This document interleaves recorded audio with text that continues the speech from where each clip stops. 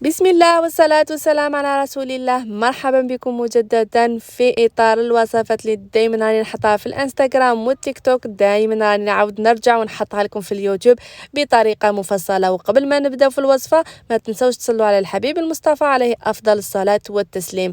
أول حاجة نديروها يا البنات في هذا المعجون، هذا المعجون إلا كنت تشوفوا عليه البنات تاع زمان سوري يكونوا داروه لكم ماتكم جداتكم تعرفوه كامل، مي بصح معليش نعاودوا نحيو وصفاتنا القديمة ما شاء الله اللي بالك كاين اللي ما يعرفوش. اول حاجه درت كونجليت 2 حبات تاع التشينا اللي كنت غسلتهم ومسحتهم، وحبات تاع القارص كونجليتهم في المجمد ليله كامله. غد من داق ما ندي كونجليهمش نروح نسكرفجهم وهما هكذا كونجلي باللب بالقشره تاعو كلش تسكرفجو البنات، وتحطوهم يسكرفجو في الخشين ولا في الموايه ما ديروش فرقيق.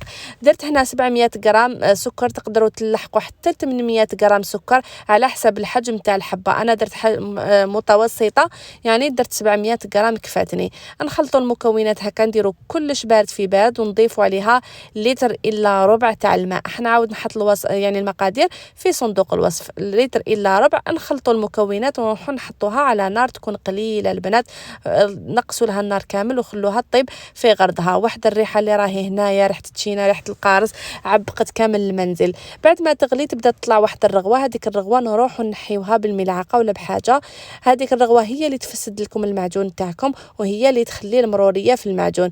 جا واحد المعجون يعني الزوج تاعي ما يحبش المعجون تاع التشينا بصح والله غير كلاه، وكنا ناكلو فيه بالتوست يعني جا رائع يا البنات روعه. هذاك النهار كنت درت لايف تاع الكيك وتاع المعجون وتاع البراز، جاز واحد اللايف ولا اروع. هاي لك النتيجه اللي خرجنا بها.